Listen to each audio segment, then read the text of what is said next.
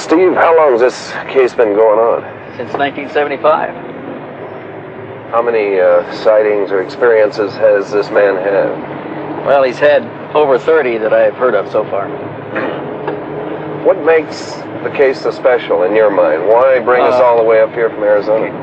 Man, up to now we've been dealing with just the tip of the iceberg. There's a mountain of evidence here. There's other witnesses, there's lots of photographs, there's recorded sounds, there's landing tracks, a lot of things in this case. Bigger than any case I ever saw before. Well, I didn't want to tell you this before, but this man's been shot at. Shot at? Yeah, somebody's trying to kill him. Why? I don't know. There's some people are spooked by this whole thing, and he's being threatened. That's terrible. Thus begins what was to become a 5-year investigation. Before it is over, they will be embroiled in controversy and forced to use every resource at their command. All right, Billy. Nice to see you here again. Yeah, I brought my friend's been telling you about. This is Britt Elders. Hi. Good to meet you. Lee Elders. His name is Edward Meier. He is called Billy, an old nickname that sprang from his fondness for heroes of the American West. Buffalo Bill, Wild Bill, and Billy the Kid. He is a farmer. He claims he has been in contact with beings from another world. Thank you. He also claims to have proof of these contacts. Mr. Meier, when did the experiences begin? The contact begins on January 28, 1975 in Hinwil. Mm-hmm. How did it happen? What made you go outside into the forest? I got something like a very nice voice in my head. I heard something to leave the house, to go out and to take a photo camera with me. So I left my house, and then when I was far upsides from the village, I heard a singing noise in the sky, and when I was looking up there, I have seen a disc. This disc was flying over the clouds, and then it came to the point where I was staying with my motorcycle. Then slowly it comes lower and lower and set it down between the white trees and the forest there behind. Meier later photographs the impressions left by the disc's tripod landing gear. The grass has been pressed and swirled in a counterclockwise direction. Even a year later, the grass has not sprung back, but Meier notes that the impressions swarm with insect life. Then I have seen a person who came out of the disc. Person came out? Yeah. And when the person came out of the left side of the trees there, I have seen that it is a woman. Mr. Meier, what did they look like? She looks like a human from this earth. Like you, like I, like human beings from this earth. Three here? You walked over here? Yeah. How tall was she, Billy? It's about 1 meter and 70 centimeter. About like that? Show a little bit. About like my size. Ah. Yeah. And then she sits chest here, and I here. Sit down. Ah.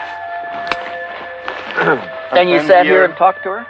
Yeah. Then we was talking here for about 1 hour or 1 hour and a quarter, something like that. Did she give you a name? What did you call her? Yeah, she told me her name is Semyase. Semyase? Yeah. Billy, what kind of feeling did you have sitting here under this tree with a woman who just landed in a spacecraft? I wasn't afraid about these things. I was afraid about the army only, because they have a station somewhere there behind the forest. But I wasn't afraid about the disc. Where do they come from, Mr. Meier?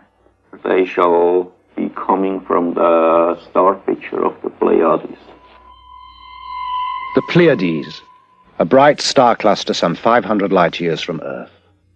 Although the cluster consists of hundreds of stars, 7 stand out clearly to the naked eye.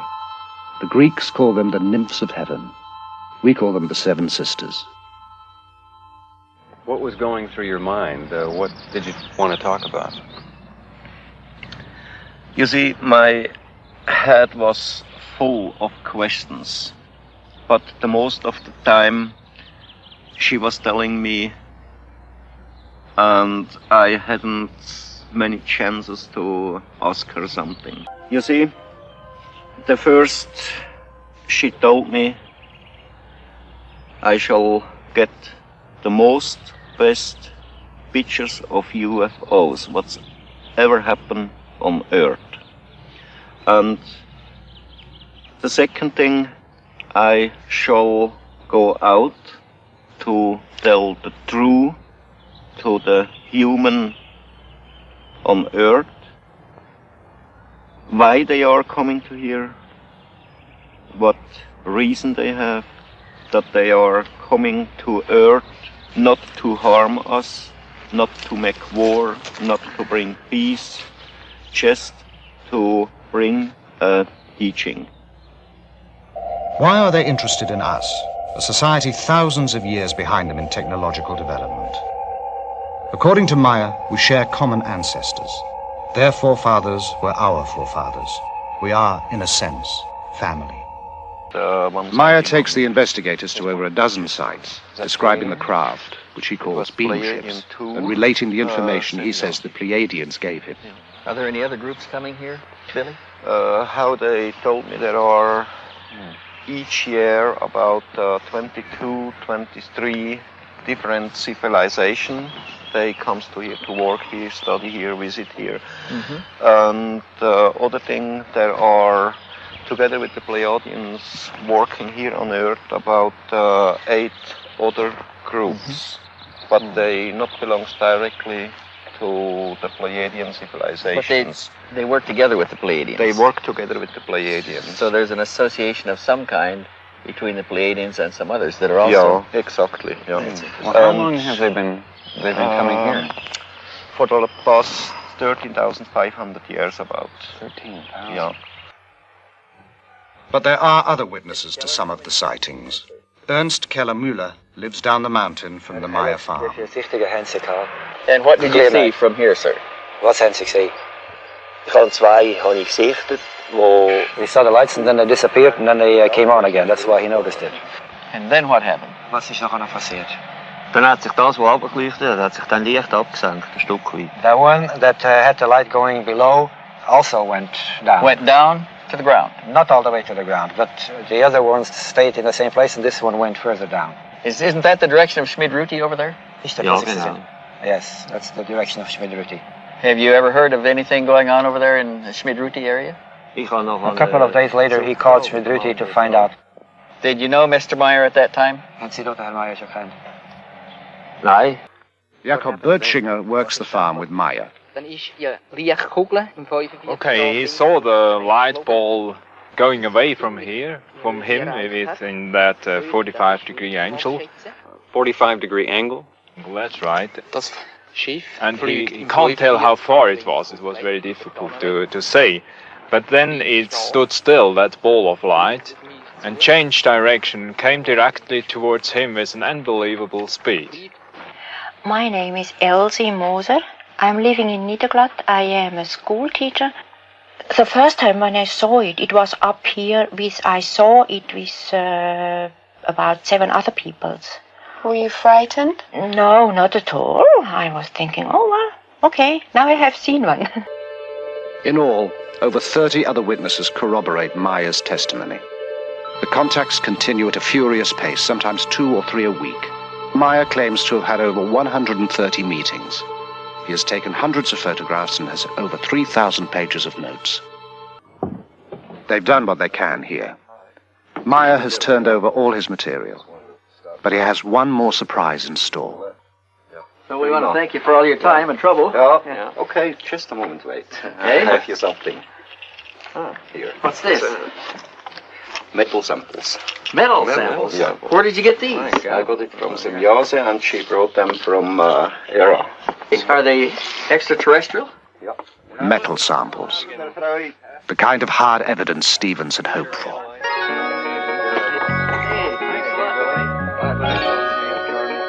Peterson. Another time. Bye-bye. We got the Vogel tape in. Great. Back in Phoenix, the investigators begin to sort out the mass of material Meier gave them. There are hundreds of photographs, the 8mm films, sound tapes of the beam ships and the fragments of metal. They know they will have to call in scientists from a variety of fields to help assess the evidence. The task appears monumental. They decide to check the photos first. If these are fake, the rest doesn't matter. Here we have our image. The ground is below. We'll place this on the platen, emulsion side up, in order to focus on the emulsion. The first step involves translating the photographic image into digital information, the language computers can read. We can start this machine from the point which it is at now and scan 500 lines, 500 points per line, at a very small aperture, and watch the results of this scan being placed, digital information, keep in mind, onto a display. All right, over here on our display, we can observe what the densitometer is doing. This microdensitometer is the same one used to help analyze the photos beamed back from space by the US Pioneer mission. And tell it that we want to go 5 microns between each pixel. It will be digitizing a ½ centimeter square, scanning the first lines. The digital information will be sent on for an analysis that will take weeks to complete. Oh, yeah, Tom, it's As right. the investigation continues, results from the testing begin to come in to the Intercept office in Phoenix. Hey, Lee. Hey, Tom, what's up? Just got this back. We sent this photograph over to Neil Davies. Just got his report back. Neil Davis. Physicist, aerospace industry subcontractor. Right, okay, got it. Examined the photograph with microdensitometer. Also, these you're seeing here are the black and white color separations that he did, and let's see what the results were here. Examination of these plots did not reveal any details which would cast doubt upon the authenticity of the photograph. And there's more. Color copy negatives, color separation. Nothing was found to indicate a hoax. And his conclusion is even more interesting. Let's see, black specks. Nothing was found in the examination of this print which could cause me to believe that the object in the photo is anything other than a large object photographed at distance from the camera. Meier reported 6 different configurations of Pleiadian beam ships. Davis analyzed what the investigators designated as Variation 2. Variation 3 now goes to computer analyst Jim DiLatosa. This is the new picture that we digitized last week using the microdensitometer. We transferred it over to floppy disk here. Let's look at the first map in low-pass filtering. Why these particular colors on the screen? What are we seeing?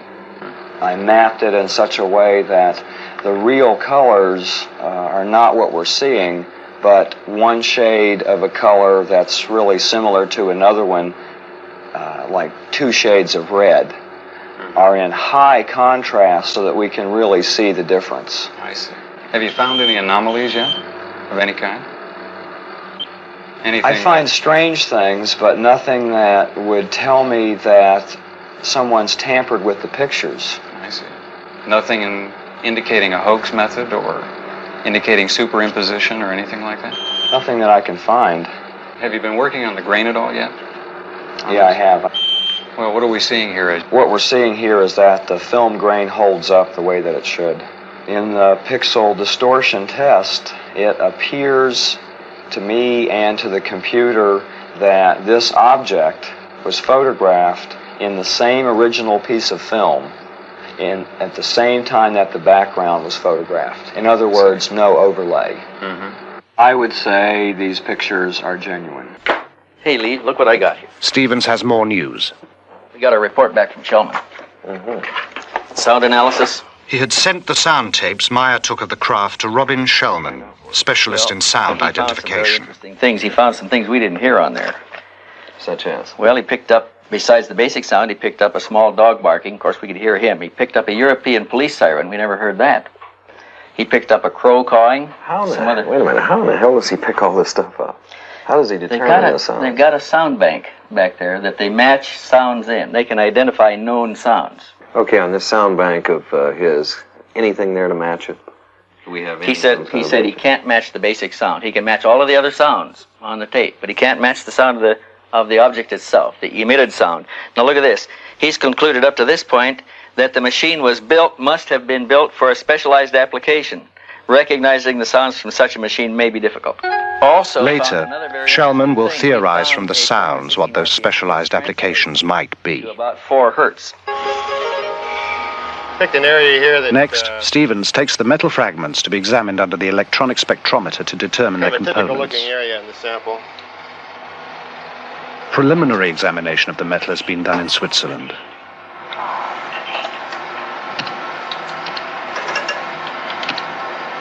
And we've got the little marker bars here that we can line up on each peak as they come up. This one indicates we have silver there. Over here, let's see. We got some copper, small amount of copper. That looks like about all that's in here at the moment. The big band here is silver, though. The big one is silver. Later analysis of other fragments also reveals small amounts of thulium, a rare earth element that is difficult and costly to extract here. This is one of the... Because of the unusual nature of the findings, the fragments are given to chemist Marcel Vogel, an expert in crystalline structures and inventor of many substances used in computer components. The first specimen I looked at is a metal specimen, which I classified as F1. This is the appearance that it looked at, rather golden colored on one side, silvery colored here.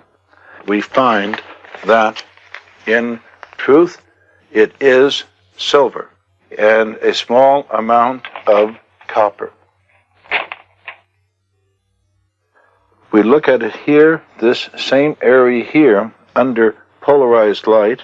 What is unusual of this small specimen is both highly crystalline nature, and suddenly we come to a metal section as we see here, and it showed a combination of metals that I've not encountered in any normal bit of metallurgy, both crystalline deposits and metal.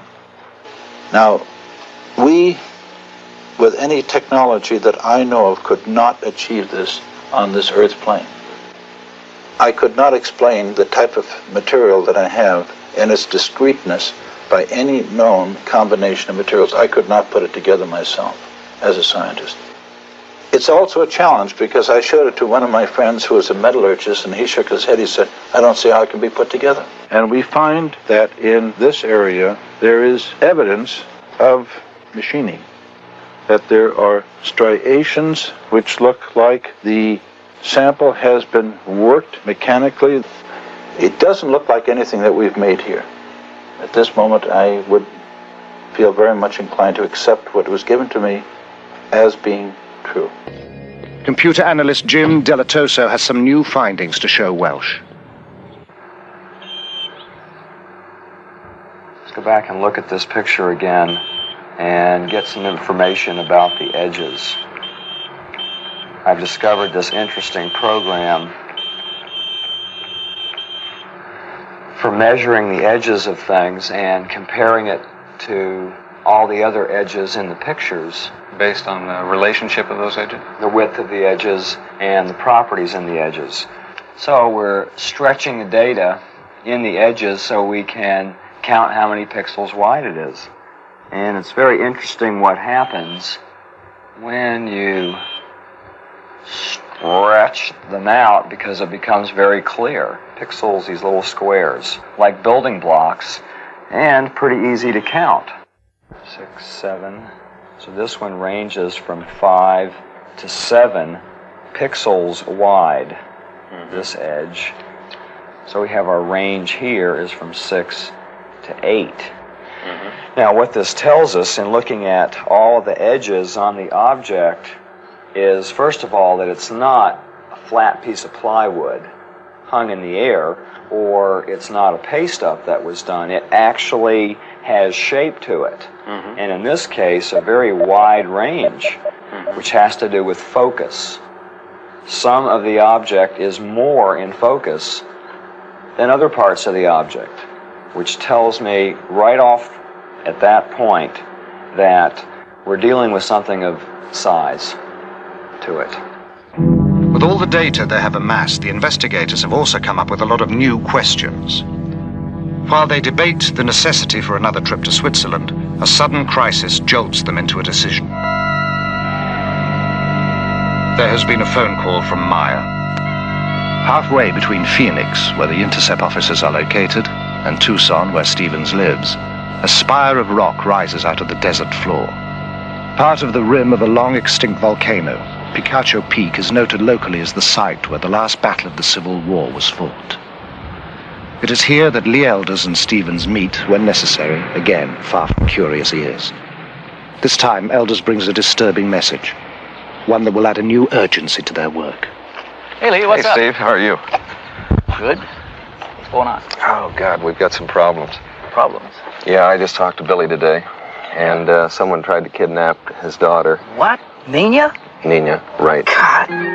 Billy got there in time. It was two men. They were in a car. They used a knife. They tried to force her into the car. What about Nina? Is she all right? She's fine. No problems. He fired at one of them, and they escaped. No, they haven't identified any of them yet. The police are working on it, as I understand it. This happens to people. We've had it happen before. Other cases. We're going to set up some security measures over there. Get a trail on these people. I agree. We got to do something to take the energy out of this. Yeah, we do. We're going to go back. You want to go? There are new photos, too, and more film. In some, the beam ship hovers by a tree. Meier says they use trees as a kind of magnetic ground. Two or more ships in the same shot are almost unheard of in UFO photos. Meier has dozens of such pictures.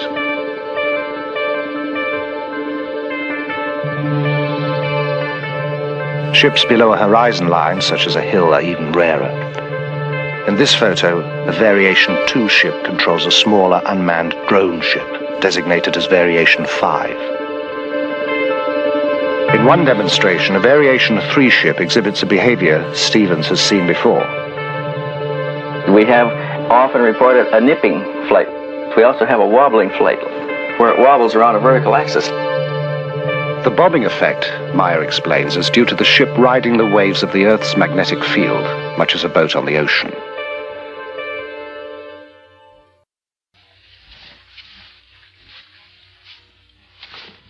When Meier is about to have a contact, he receives a cooling sensation on his forehead. The communication is telepathic. He prepares carefully. He is usually taken aboard the beam ships, but is unable to describe their interiors very well. There are no words, he says. Apparently, they are totally unfamiliar. The gun is a precaution, due to the threats on his life.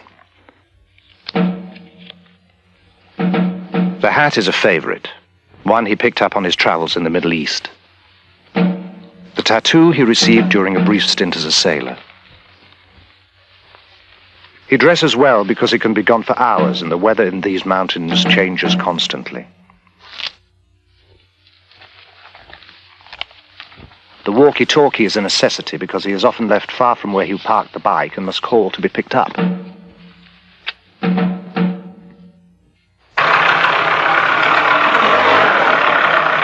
Meier feels the Pleiadians can communicate with him because his vibrations, the natural frequencies of his mind, are compatible with theirs. The investigators are impressed by the vastness of the valley, the steep drops and the obvious difficulty of hanging models from anywhere to fake the pictures.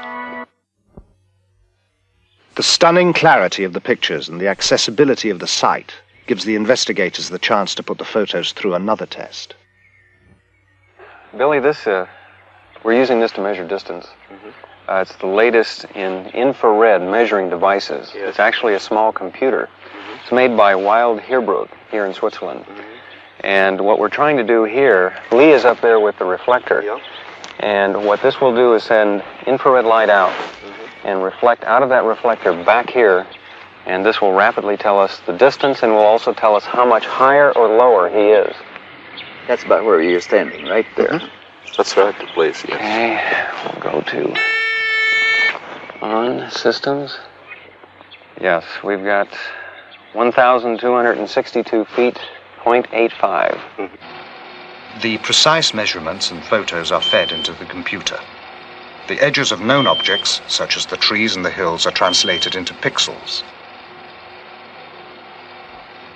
Since these measurements are known, the number of pixels in the edge of the unknown object, the craft, gives its distance.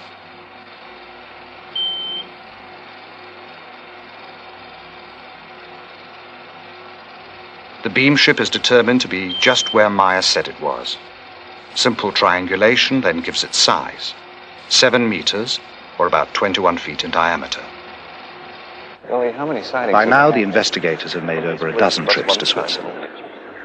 The case takes up more and more of their time and taxes their ingenuity. Each test leads to another, and every result is double and triple checked.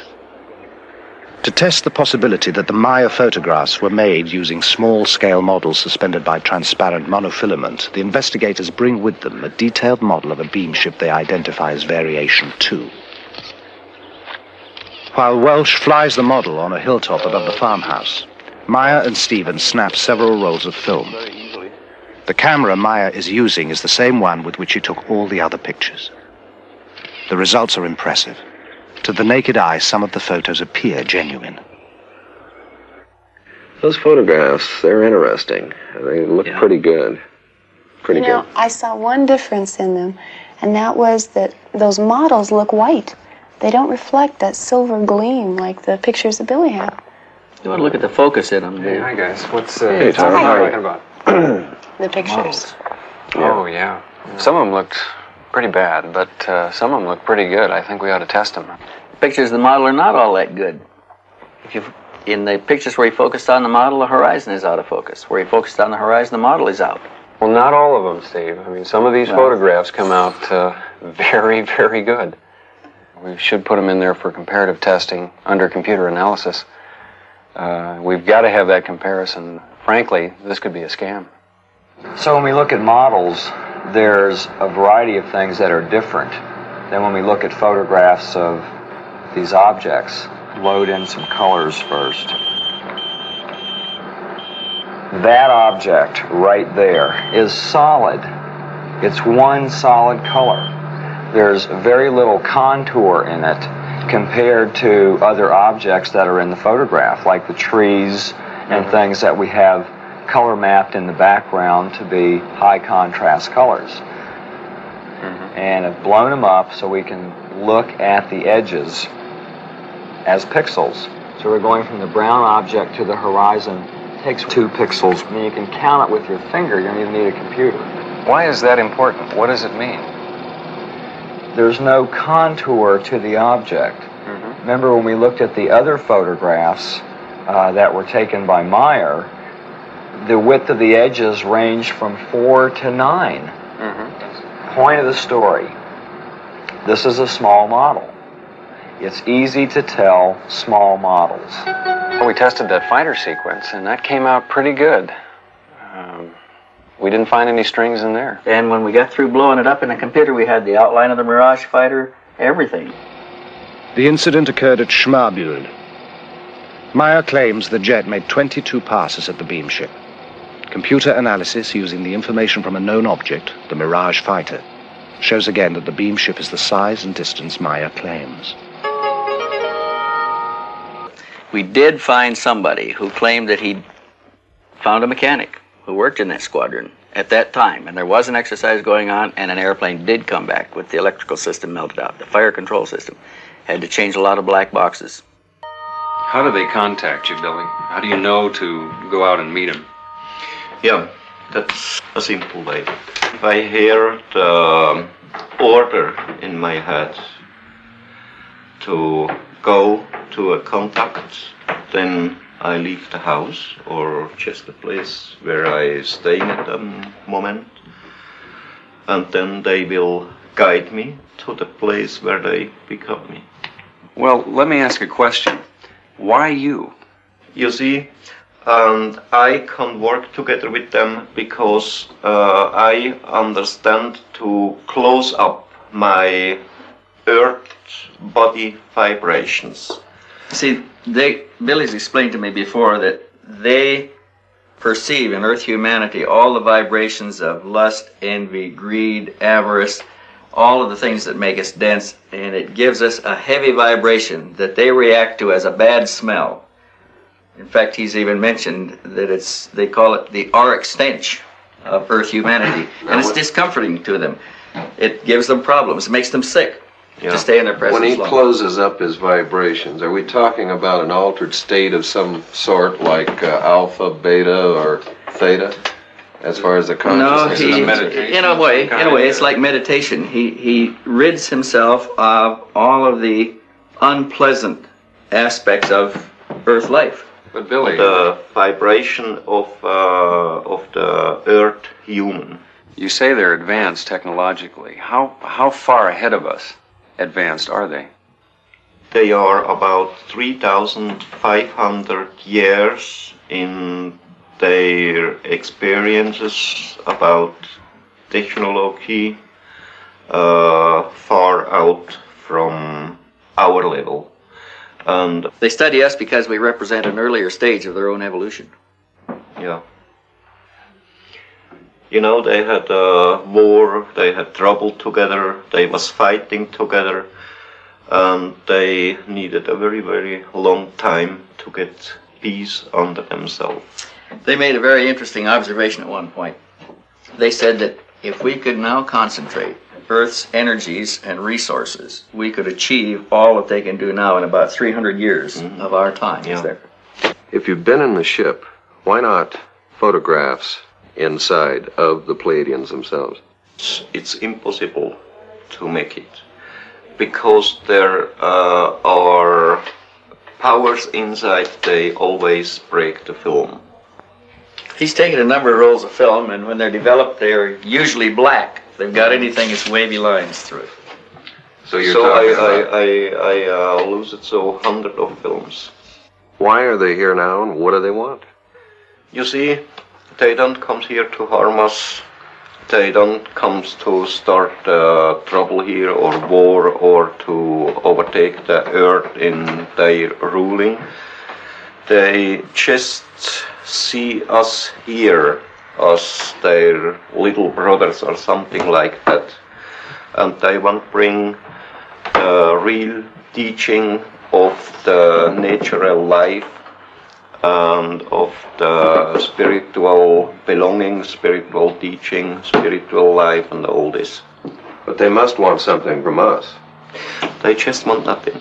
Nothing. You see, for the human on Earth, it's impossible to believe this, but that's really the truth. They just want nothing from the humans on Earth. The session goes on for hours. To every question, Meier has an answer. The investigators are unable to shake him or to find flaws in his story. In Phoenix, Dilatoso comes up with a startling new discovery. We're getting into a really interesting area in these pictures. We don't really have to test every picture anymore to see if it's a real picture or not. We can't find anything that tells us it's a hoax, so let's start looking for things that are interesting from picture to picture. Look at the color here. It seems to contour to the shape of the craft. Have you seen this in a lot of the other photographs? In the Meier case. Look at the bottom here. On what's down here, it stops right in the horizon.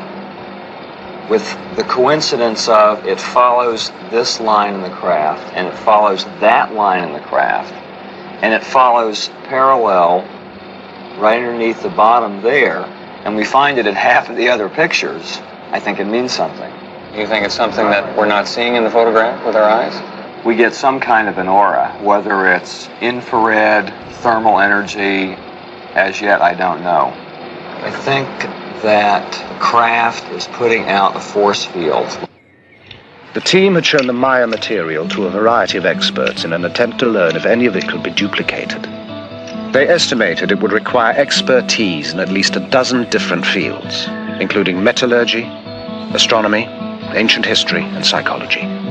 The panel concluded it would take over 10,000 man-hours and cost in excess of $1 million to duplicate the evidence Meier has. At that, the computer could still spot any fabrication. When we bought this center here, it was a picture like at the World War II end, and when we bought it, nobody of us had any money. We was working practically day and night for several years, many times 22, 23 hours a day. Really, this is a psychological stress evaluation test, better known as PSE. What we're going to do is ask you some questions. You'll answer yes or no. We will tape these questions. The tape will go back to the United States. At that time, we'll test it through a computer to measure your micro tremors in your voice. It's like a lie detector test. Yeah. Would you agree to doing this? Go on, start it. Okay, first question. Is your name Edward Meier? Yes. Could you speak a little louder, please? Yes. Are you wearing a shirt? Yes. Do you live in Switzerland? Yes. Have you taken photographs of Pleiadian spacecraft? Yes. Do you ride your moped? Yes. Do you receive your mail at Schmidt-Rudy? Yes. Did you fake the photographs taken at Ober-Sadeleg with a model suspended? Wait till the answer, or wait till the question is finished. Suspended by a string? No. Let's do that one more time, okay? Wait till I finish. Do you live in Switzerland? Yes. The tape is taken back to be analyzed by Bob Phelan, a former criminal investigator with the Sheriff's Department of Colorado and a specialist in lie detection. Was also a yes answer. Number 3, do you live in Switzerland? Yes, he lives in Switzerland. There's enough stress here to indicate that probably isn't where he prefers to live, or he's lived someplace else. Question 4 was the first relevant question you asked him, is have you taken the photographs of spacecraft? His answer was yes. He's being extremely forceful, though not deceptive. And my opinion on that particular question is that he's being as truthful as possible. Number 7 was the second relevant question you asked him, and he answered right on top of the question. And the person asking the question had asked him to answer the question again, and then he asked the question again. The stress levels between the two diminished the second time that the question was asked, which is not indicative of deception, because stress builds in a deceptive pattern. It doesn't diminish. If it was a deceptive answer, the stress would then increase, not decrease. Now, something was extremely interesting to me was the 8th question you asked him on, do you drink coffee? And for some reason, he's more stressful on the statement about coffee than he is about the picture of the spacecraft.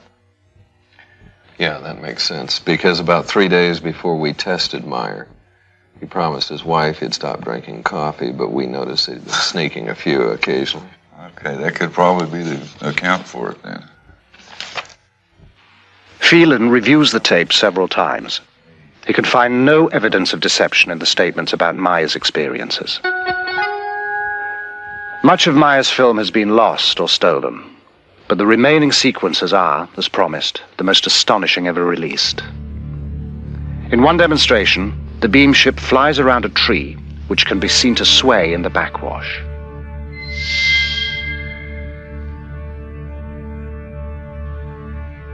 Once again, in slow motion.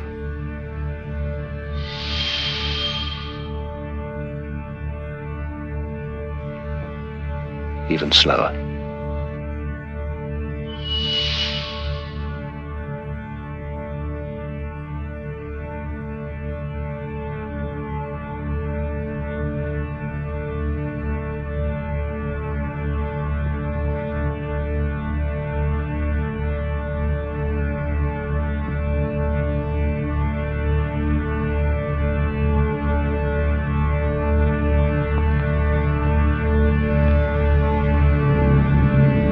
Later, Semyasi brings a new beam ship to pose for Meier's cameras.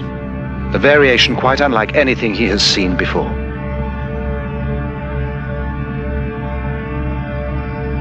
She explains, as best he can understand it, the function of the spheres for propulsion of the craft in interstellar travel.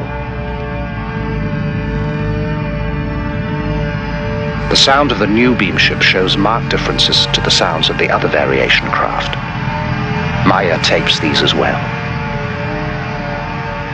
The tapes are taken to electronics consultant Niels Rognerud and sound engineer Steve Ambrose for examination. We have two pieces of equipment. One measures the signal we're listening to in the time domain, the top one here.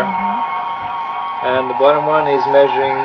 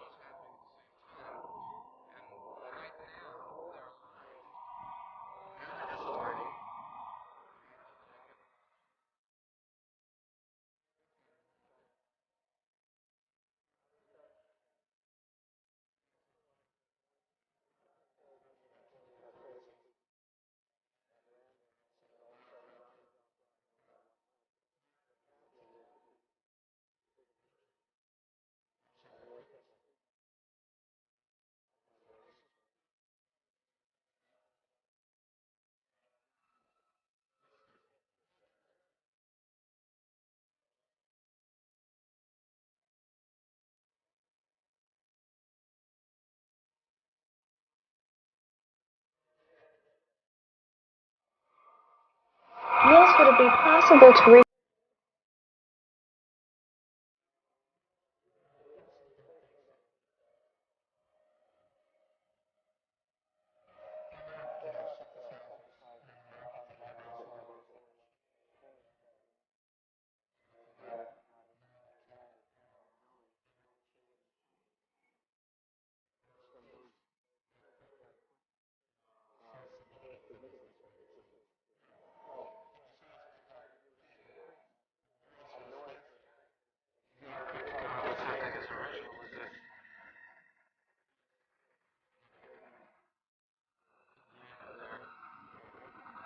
What we can do here is... Intrigued by the findings, Lee Elders takes the tape to Robin Shellman, who has studied the sounds of the earlier craft.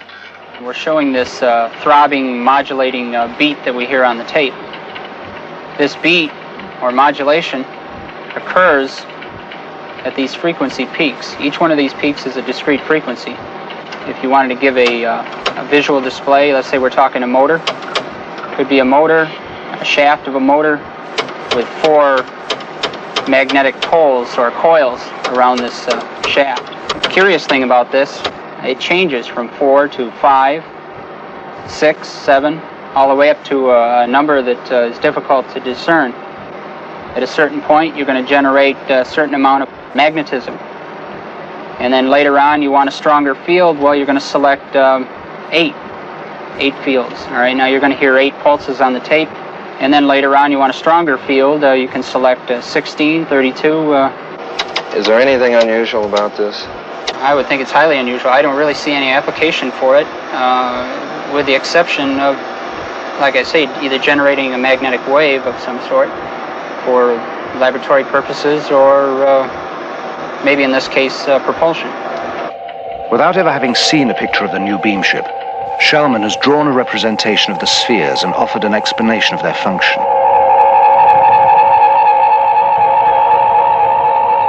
The tapes hold still another surprise. Also, another interesting point to note here is we have a steady, there seems to be a steady pattern all throughout all of this random signal. It seems to be level change very steadily in around 5 to 10 cycles per second, which happens to be in the area of the natural magnetic resonance of Earth, also called the Schumann resonance. Is that significant in any way? It could be. It's just interesting to note the correlation there. The peculiar correlation is something strange. I mean, why would the correlation be there? Yeah. You can see it on the oscilloscope. Meier says the beam ships can ride the magnetic field of the Earth. Rognerud's findings seem to bear this out. Going back to computer models of previous beam ships, simulation of the revolving lights reveals a kind of pulsing that matches the varying frequencies. Analyst Jim Dilatoso is convinced that the sound and light frequencies are related.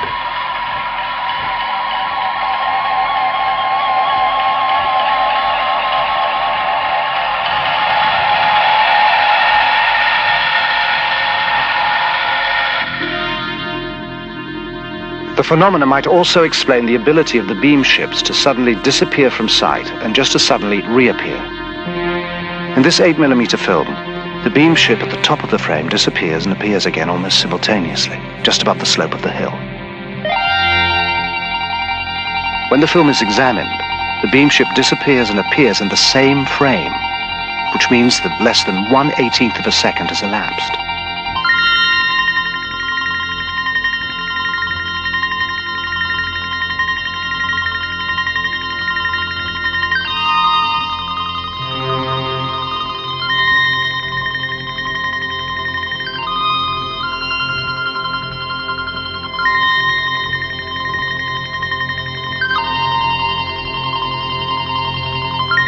In order to complete their background research, the elders visit Scotland to talk with John McVeigh, a member of the Royal Society of Astronomers, and a published authority on the structure of the universe and the possibility of interstellar travel.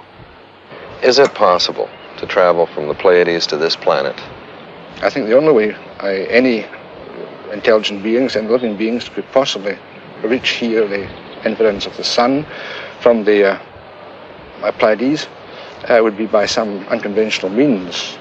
Probably by hyperspace. One can use this term now a bit more freely because it has kind of scientific significance now.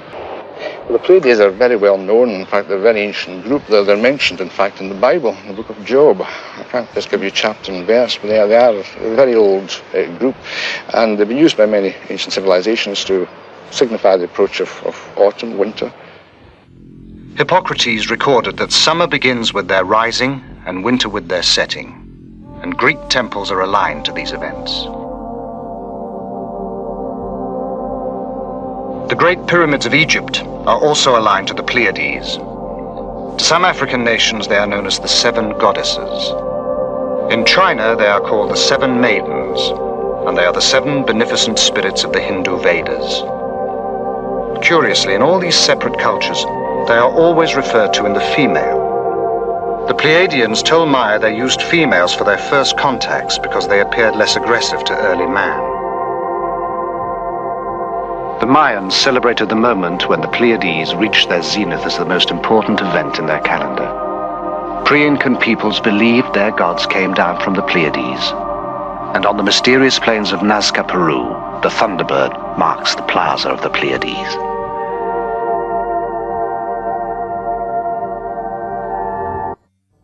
In other cultures, the cluster is regarded as the place of God's house, the center of heaven. The lore of American Indian tribes is full of the Pleiades, which, according to some, stand at the gates of heaven. The Pleiadians today, they wasn't created and born on the Pleiadian planets. They came out of the planets of the system Lyra and Vega. But too, they was not created there because their forebears came from some other planets and other galaxy somewhere into space. There remain only a few questions to clear up, but one of them has perhaps the most bearing on the Meier case. If his story is true, how did those beings accomplish a journey of such staggering distances? The investigators put the question to Alan Holt, an astrophysicist who works with the US space program, and David Froning, a specialist in spacecraft design for that program. Gentlemen, is faster than light travel possible today in our technology, or is this still just theory? There have been physicists that have been so bold and brave as to actually postulate the existence of particles that travel faster than the speed of light. And they have called these entities tachyons. And they have shown that the existence of such faster-than-light entities may not violate known laws of physics. I've worked on a kind of a field theory approach, which is basically an extension. I like to view it as an extension of Einstein's last work on a unified field theory. I really think that everything is pointing to a breakthrough that will make possible faster-than-light travel. Now, not all physicists will agree with that. How would it work? So I've represented here hyperspace currents by these blue and red lines. Down in here would be space and time. So space and time is what we're aware of and what we deal with in everyday life. But there could exist a higher dimensional space, a hyperspace, that we can interact with by certain configurations of electromagnetic energy patterns. So the concept here would be you start out with a certain pattern. Generally, you're tied in with the Earth's gravitational field and its hyperspace currents, but there's a low connection with perhaps a distant star. As you change the pattern, the connection with the Earth's gravitational field and its hyperspace currents decreases, and the connection with the distant star's pattern increases. And so, in effect, you're being pushed away from the Earth's gravitational field and pulled in to a gravitational field of a distant star. I had some artists do some work here showing a spacecraft leaving our solar system and going out of space and time. This red line represents the division between space and time and hyperspace. And the spacecraft, based on the propulsion concept I proposed, would use a field resonance effect to effectively jump into hyperspace, disappearing from space and time in our solar system, and then reappearing at a distant star. Mr. Froding, you showed me a diagram that you had worked up that's very similar to this, that describes a hyperspace leap in some fashion also. It's remarkable how similar they are. What I've tried to symbolize by this diagram is, first of all, the familiar space-time plane of existence shown here in blue of our physical world. At the journey's start, some distance is traveled and some time taken getting out of the solar system is shown by the curved line at the left. Then a hyperspace jump covers most of the distance with almost no lapse of time. Some time is taken again decelerating to the target, the curved line on the right. So this line here is very similar to the red line Alan has on his chart. That's right. Mm-hmm. That's right. This line he shows here is almost the same as the jump I show here. Yeah. What shape would such ships have to be to make such a trip? I initially came up with this design, with a central circular symmetrical shape. This top figure shows a field resonance system in its space-time jump mode, where it initially rises up to a certain point, and as it rises up, as the pattern gets closer to the resonance point, the colors can change, showing the higher energy flow. And you do get an effect in this concept that is very similar to what is observed in some UFO sightings. Okay. Dave, concerning the Pleiades, they're about 500 light years away from our planet.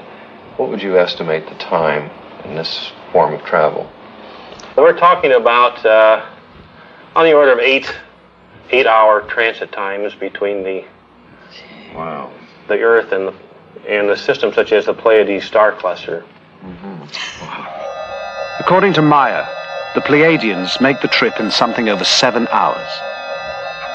Meier also says that the Pleiadian beam ship's use of the magnetic field of the Earth is something our scientists are close to being able to accomplish as well. The story is by now a sensation in the European press. Every major magazine features Meier and his photos. Television coverage from as far away as Japan spreads the message to a public hungry for even more information.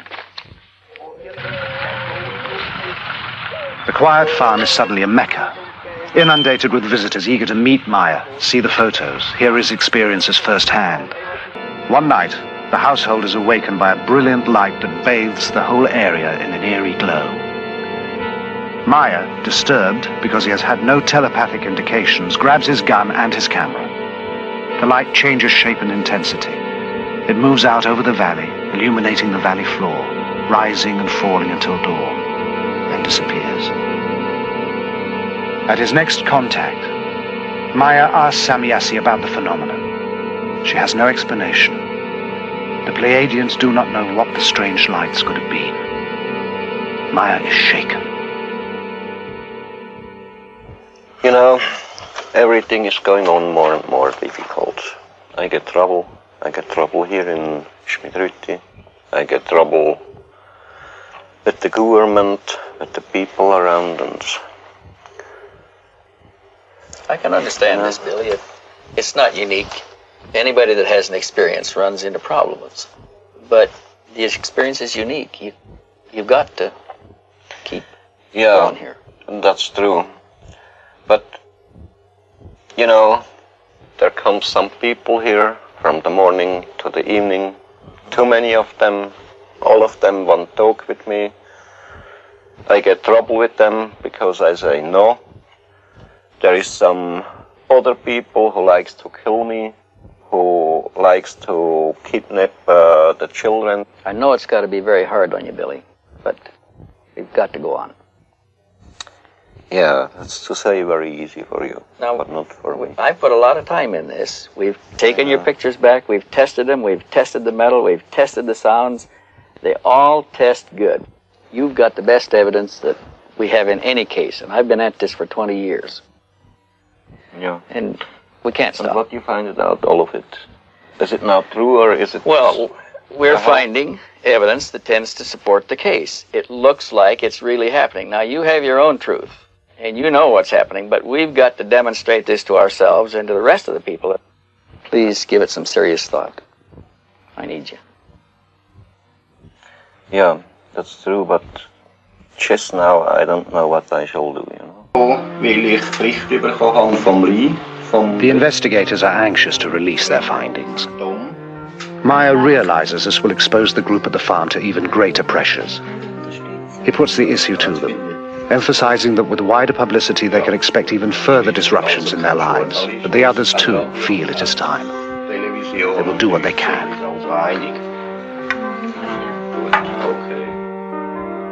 Why here?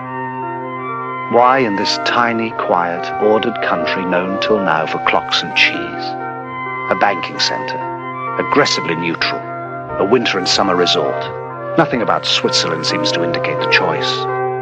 Except Meier is here.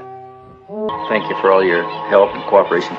Don't mention about all that. Thanks for working with us. Everything. If we've given you a bad time, we apologize, but that's strictly been for the sake of the investigation, okay? I hope you'll go on to work everything. We're going to look into it good. Yeah. We'll let you know. Well, we'll see you later. Bye-bye. Bye-bye, Brit. Good journey. Bye-bye, Tom. See you Good again. flight. So long, Cheers. Billy. Wendell. Yeah, bye-bye. It's been a pleasure. Bye-bye, Lee.